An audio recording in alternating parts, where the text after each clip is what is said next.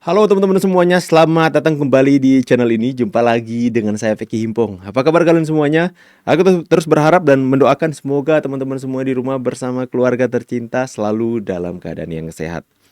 Pembahasan tentang ijazah Rismon Sianipar yang diduga palsu, yang akhirnya dilaporkan ke polisi oleh Ketua Harian YouTuber Nusantara Bang Bill Offside, itu sekalipun tidak menjadi topik utama berita eksklusif di media mainstream, akan tetapi sudah menjadi pembahasan nasional di media-media YouTube dan TikTok. Entah itu di Facebook juga teman-teman sudah menjadi viral. Jadi ya agak curiga sih sebenarnya teman-teman saya ketika melihat fakta yang terjadi. Ini asumsi dan keyakinan saya. Melihat bagaimana media-media mainstream kalau ada berita isu yang dimana itu menjelekan Pak Jokowi, mencemarkan nama baik Pak Jokowi, tuduhan-tuduhan terhadap Pak Jokowi, itu sangat cepat, sangat gercep mereka untuk mengangkat, untuk terus mengglorifikasi, mengamplifikasi berita-berita tersebut. Akan tetapi jika ada berita yang sebenarnya ini adalah sebuah berita yang penting untuk mencerdaskan, mencerahkan masyarakat tentang bagaimana orang-orang yang selama ini ada oknum yang selama ini terus-menerus membangun sebuah narasi tuduhan fitnah dengan memakai bahasa-bahasa ilmiah dan akademik, bahasa digital, forensik dan sebagainya. Orang yang selama ini tuduh ijazah Pak Jokowi palsu, tuduh Gibran ijazahnya palsu, tidak punya ijazah SMA, tapi ada sebuah kebenaran yang kemudian terpampang nyata di publik, teman-teman. Kebenaran yang ditemukan yang akhirnya dengan cara Tuhan itu mulai nampak satu persatu, untuk kebenaran itu untuk menyatakan kepada masyarakat bahwa orang yang selama ini membangun sebuah tuduhan kepada Pak Jokowi dan Gibran sebenarnya dialah yang diduga mempunyai ijazah palsu. Tidak sampai di sana, kebenaran-kebenaran yang lain tentang bagaimana dugaan orang ini melakukan tindak kejahatan, yaitu memalsukan akta kematiannya, mencuat ke permukaan.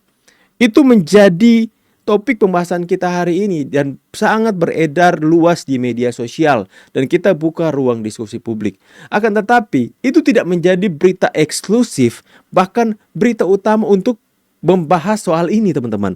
Laporan Bang Bill terhadap Rismon Sianipar di Polda Metro Jaya, teman-teman, terkait dengan dugaan ijazah yang dipalsukan. Ada yang tulis komentar, Rismon kan bukan pejabat publik, jadi emang kenapa kalau dia palsukan ijazah? Inilah orang-orang yang sudah tahu orang ini penipu, pembohong, tapi mau memaksakan untuk tetap mempercayai. Karena mereka tidak mendukung sebuah kebenaran yang lahir dari Rismon. Mereka mendukung kebencian yang diarahkan kepada Pak Jokowi. Siapapun yang mau membenci Pak Jokowi, sekalipun itu penjahat, penipu, ya perusak, mereka akan dukung. Yang penting tujuannya adalah menyerang Pak Jokowi. Itu mungkin yang ada dalam benak mereka. Berarti mereka melegalkan, mensahkan bahwa ada orang yang menuduh ijazah palsu, tapi ijazahnya sendiri itu diduga dipalsukan, teman-teman. Berarti orang yang berada di sisi Rismon hari ini tidak mencari kebenaran sama-sama seperti mereka, tapi ingin melampiaskan kebencian mereka kepada Pak Jokowi. Masa mereka mau mensahkan? Emang kenapa kalau Rismon palsukan ijazah? Dia kan bukan pejabat publik. Itu dangkal sekali, teman-teman. Ya, sekalipun kecurigaan ini kecurigaan, asumsi dan keyakinan saya bahwa sepertinya media-media mainstream kita hanya menyajikan berita-berita yang tidak berimbang. Kebenaran yang mereka sampaikan hanya dari satu sisi saja, tidak dari keseimbangan pemberitaan yang hadir hari ini. Kalau ada berita tentang ditemukan fakta tentang ijazah Pak Jokowi, adanya perbedaan, cepat sekali menjadi berita eksklusif buat mereka. Tapi kalau ada pemberitaan tentang laporkan Rismon soal ijazahnya palsu, diduga dan sebagainya, itu tidak menjadi topik pembahasan. Seolah-olah biarkan saja isu ini berlalu dan kita tetap fokus pada ijazah Pak Jokowi yang dituduh palsu, karena inilah yang membawa rating yang sangat banyak. Akan tetapi ketika saya sudah menyampaikan ini, ketika kita membahas melakukan polling di postingan, ternyata banyak juga netizen yang lebih memilih platform YouTube, ya. untuk melihat berita-berita, memberikan kita semua harapan agar supaya YouTuber Nusantara akan terus menyajikan informasi yang mungkin tidak mau media-media mainstream itu perbesar beritanya. Dan kali ini sudah menjadi pembahasan nasional akta kematian Rismon Sianipar. Dugaan akta kematian yang dia buat agar supaya pihak yang menguji tidak menagih lagi beasiswa dari Rismon Sianipar ini, teman-teman.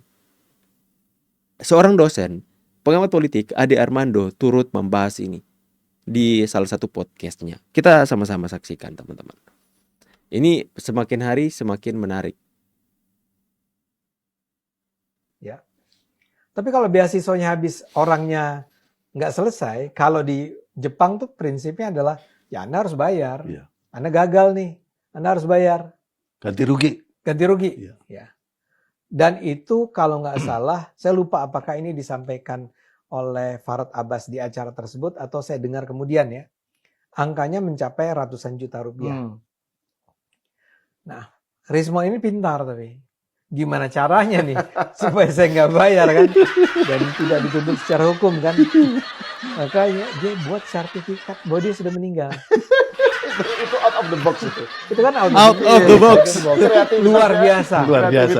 Pintar sekali Iya. dia. Pintar buat kejahatan kalau gitu ya. Dia berpikir, ya orang Jepang kan, kirimin aja surat, minta maaf, orang ini sudah meninggal. Dan ternyata Yamaguchi atau pemerintah Jepang Percaya? Oh iya. Dulu percaya kelihatannya. Percaya. Percaya. Bagusnya dituntut sama Yamaguchi. Dipersoalkan secara hukum, teman-teman ya. Interpol, FBI. Ya. Saya Pak Purnomo menemukan Rismon sedang menakut. Apa ini teman-teman ya? Ini editan teman-teman ya. Saya tidak mengatakan ini adalah video benar. Ini AI. Inilah ngerinya AI hari-hari ini. Bukan cuma video Rismon dan Pak Purnomo yang di AI. Banyak juga saya melihat mereka membuat pakai AI itu ada orang yang menendang muka Pak Jokowi, ya. AI disalahgunakan jadinya seperti ini. Saya tidak mengatakan bahwa ini adalah sesuatu yang benar, teman-teman. Ikuti orang Jepang di jalan. Ternyata Rismon masih hidup. Rismon ini akan saya... Sudah, kita nggak membahas ini teman-teman ya. Tapi orang membuat AI ini itu lahir karena beredarnya isu dugaan kuat bahwa adanya sebuah penjelasan dari Farhad Abbas dan juga Bang Bill terkait dengan Rismon yang membuat surat kematian. Jadi kan kalau ada surat kematian, lantas yang gentayangan hari ini siapa dong? Dibuatlah foto seperti ini. Tapi ini bukan real, ini AI teman-teman ya. Makanya saya mengatakan bahwa YouTuber Nusantara akan selalu berimbang ya. Akan selalu berimbang. Jadi kalau kita temukan sebuah video hoax generated by AI, sekalipun itu terhadap Roy Suryo, terhadap Bang Rismon ataupun Tifa, orang-orang yang tidak kita senangi perbuatan mereka, kita harus luruskan juga teman-teman. Saya selalu tegaskan itu, bahwa YouTuber Nusantara melawan hoax bukan hanya hoax kepada Pak Jokowi. Bahkan kalau ada hoax terhadap Rismon, hoax terhadap Pak Roy Suryo, hoax terhadap Tifa, kita juga harus meluruskan itu teman-teman. Jadi memberantas berita hoax jangan pandang bulu ya teman-teman ya. Kita harus mencerahkan masyarakat dengan hal ini. Kita clear di bagian ini dulu, bahwa kita meluruskan hoax bukan hanya dari sisi yang kita bela, tapi kepada siapapun yang terkena hoax teman-teman ya. Kalau menurut keyakinan saya, ini AI, nggak mungkin kan respon seperti ini. Bahkan bukan hanya saya saja, orang yang nggak paham AI saja itu sudah tahu bahwa ini AI. Tapi kok bisa? Ya, next aja, nggak perlu kita bahas terlalu dalam itu teman-teman. Ini kita bahas ini. Apa ini? Silakan Bang, singkat saja. Karena ini menyangkut Cakar-cakaran sesama kuasa hukum RRT. Saya setuju. ya. Jadi singkat saja Bang, silakan Bang, singkat saja. Karena ini menyangkut kuasa Bung Edi. Oke, silakan singkat Saya saja. tidak mempertengkarkan, cuma saya klarifikasi saja bahwa sejak tanggal 26 November 2025 kami adalah penerima kuasa hukum RRT. Siapa itu RRT? Roy, Rismon dan Tifa. Oke, terus? Itu aja pengumuman saya. Lantas kalau ada umpamanya bahasa lain di luar itu, ya berarti bukan kami. buat kawan kami. Penerima kuasa itu salah satunya. Seperti ini video yang lama, kita next saja teman-teman ya. Coba lihat baik-baik, Rismon tidak berani lagi tampil di televisi. Nggak berani. Beberapa momentum, Rismon tidak muncul. Hanya Tifa, Roy Suryo. Yes. Rismon sembunyi. Di mana Rismon? Rismon hanya berani ceriwis di media sosial dia sendiri. Dia live dengan akunnya sendiri, mungkin di YouTube-nya dia, mungkin di TikTok-nya mungkin, atau Twitter dan seterusnya. Dia hanya berani bicara di depan kolam-kolamnya. Itu pun sebelum dia live, dia sudah menghapus followers atau orang-orang yang dia anggap tidak sejalan dengan dia. Sehingga dia bisa berkumpul hanya dengan gerbongnya, hanya dengan orang-orang sekolam dengan dia. Agar apa? Agar dia bisa terus memainkan kebohongan-kebohongan. Agar dia ngeles sana-sini, dia menceritakan kepada orang-orang ini. Karena dia yakini, para makmum-makmum ini, orang-orang yang di belakang dia ini, akan menceritakan kembali di medsos mereka masing-masing. Menceritakan bahwa Rismon ini sedang dizolimi, sekarang ada upaya pembunuhan karakter, coba dibungkam dengan cara apa? Bang Bil dan kawan-kawan melaporkan dia. Bang Rismon, Anda pasti tidak berani muncul di televisi. Padahal kami sangat rindu Anda. Kami merindukan kegalakan Anda di televisi. Ayo dong Om Rismon, ya. Almarhum Rismon, muncullah di televisi kembali. Ya, muncullah kembali seperti sedia kala dan tunjuk-tunjuk orang gitu. Kita merindukan itu. Tapi saya tidak percaya Anda akan datang. Kenapa? Karena Anda pasti berhitung. Ketika Anda muncul di media kembali, Anda muncul di layar kaca, di sana ada Andi Azwan yang akan mempertanyakan terkait Yamaguchi Anda. Di sana ada Bang David yang juga akan mempertanyakan bagaimana tentang S2, S3 Anda. Sangat sulit untuk Rismon mengambil pilihan. Saya yakin beberapa waktu terakhir ini baik Aiman, Pak Karni, siapa lagi lah, pasti mengundang Bang Rismon, tapi Bang Rismon pasti beralasan tidak bisa hadir, bla bla bla. Saya yakin itu. Dan kami menunggu kapan Rismon akan muncul di TV lagi. Kita menunggu itu. Dan kami menitip salam kepada Bang Andi Azwan.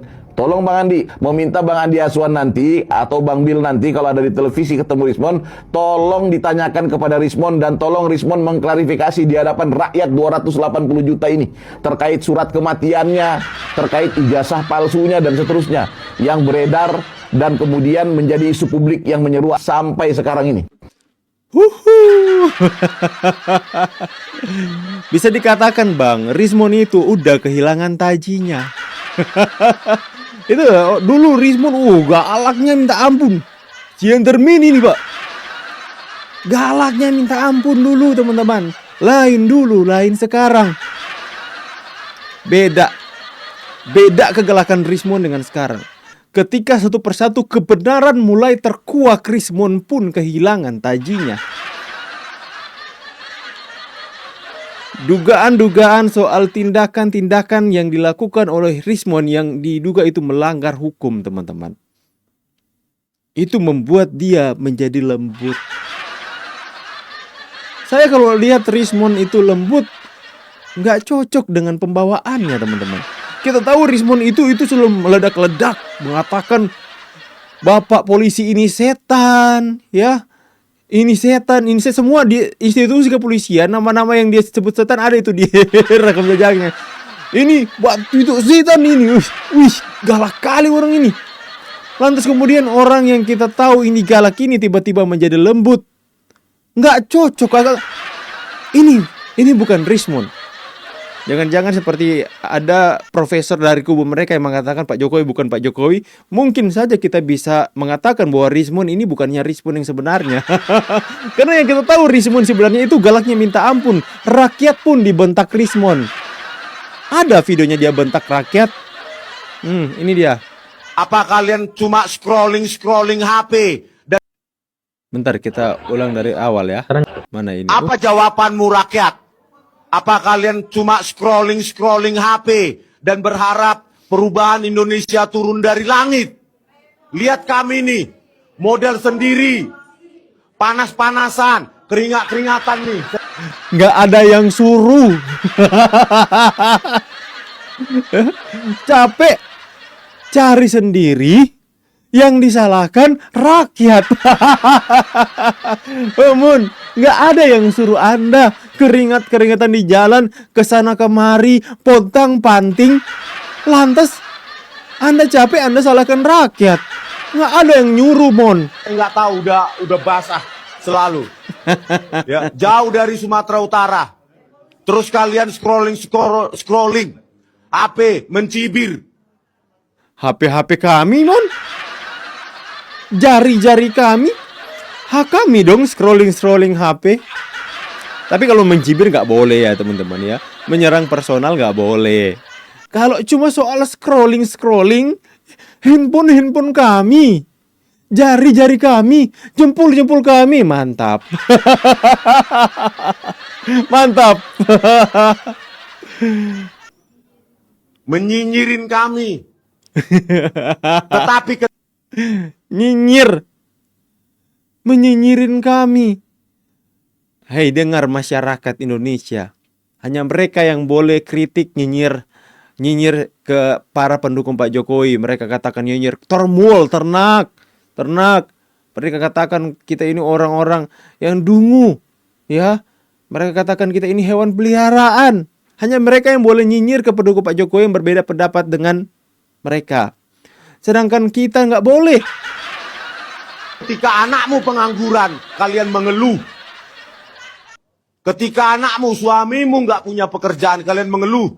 Tetapi kami melakukan pekerjaan kami sebagai publik, rakyat, kalian cibir. Itu munafiknya kalian, bodohnya kalian. Nah, dikatakan kan, masyarakat bodoh, munafik, ya, yang berseberangan dengan mereka, yang mengkritik tindakan-tindakan perbuatan mereka. Dikatakanlah bodoh, munafik, akan tetapi masyarakat nggak boleh scroll HP dan menyinyir mereka. Negara ini maju kalau pemimpinnya punya rasionalitas yang tinggi pada saat membuat keputusan tentu. Lain dulu, lain sekarang. Dulu garangnya minta ampun, rakyat pun dibentak dan diperintah sama Rismon. Kalian itu scroll HP, nyinyirin kami.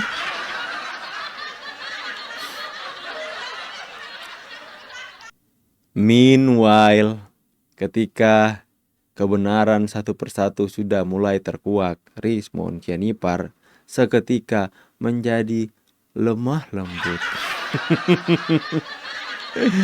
Aduh teman-teman ya.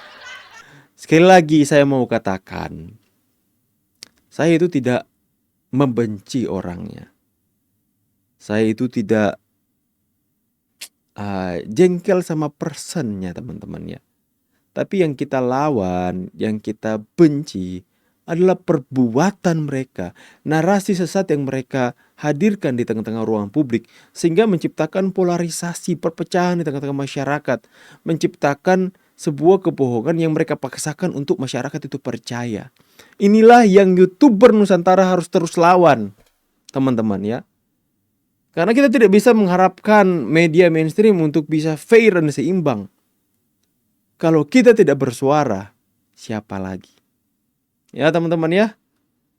Tapi kita bisa melihat perubahan sikap dari Rismon Cianipar, apakah itu berpengaruh dengan kebenaran yang hadir. Itulah ruang diskusi yang kita buka hari ini.